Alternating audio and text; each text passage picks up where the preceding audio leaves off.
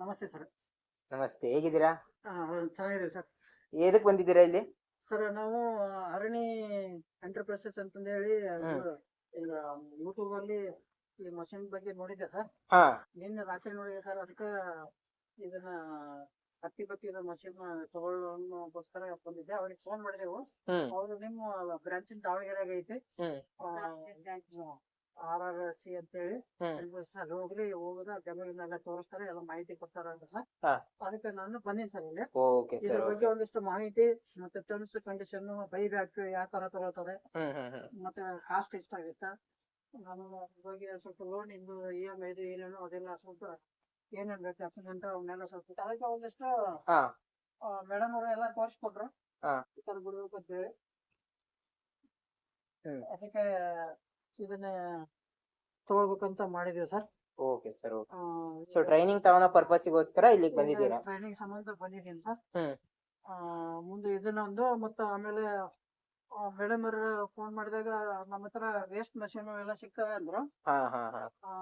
ಅದನ್ನು first last time ಒಂದು 2 ತಿಂಗಳಿಂದ ಬಂದಿದ್ದೆ ಸರ್ ಹಾ. ಇವ್ರ ಹತ್ರ. ಒಂದ್ರಲ್ಲಿ 3 ಮಾಡ್ಬಿಡಿ. ಮೂರು ಮೇಡಮ್ ಅವ್ರು ಹೇಳ್ತಾ ಇದಾರೆ 3 ಅಂತ. ಅಂತ ಹೇಳ್ತಾರೆ. 3 ಪೀಸ್ ಮಾಡಿದ್ದಾರೆ. So simple. ನಿಮ್ ಪ್ರಕಾರ ಇದು ಮಷಿನ್ ಹೆಂಗಿದೆ? ಮಷೀನ್ ನಾನು ಹುಬ್ಬಳ್ಳಿ ಅಲ್ಲೆಲ್ಲ ಹೋಗಿ ನೋಡ್ಕೊಂಡಿದ್ದೆ ಸರ್, ಬೇರೆ ಬೇರೆ ಮಷೀನ್. ಹ್ಮ್. ಅದಕ್ಕಿಂತ ಇದು ನನಗೆ ಯಾಕೆ ಬಹಳ ಇಷ್ಟ ಆಯ್ತು. ಮತ್ತೆ ಅವರು ಮೇಡಮ್ ಅವರು ವಿಡಿಯೋದಲ್ಲಿ ನೋಡಿದಾಗ ಏನ್ ಹೇಳಿದ್ರು ಅವ್ರು ಅಂದ್ರೆ, 8 ವರ್ಷ ನಾ ಕೆಲಸ ಮಾಡಿದ್ದೀನಿ ಇದ್ರಾಗ. 8 ವರ್ಷದಿಂದ ಬಾಳ್ಕಿ ಡ್ಯೂರಬಿಲಿಟಿ ಚೆನ್ನಾಗಿದೆ, ಕ್ವಾಲಿಟಿ ಚೆನ್ನಾಗಿದೆ ಮತ್ತೆ ಅಂದ್ರು.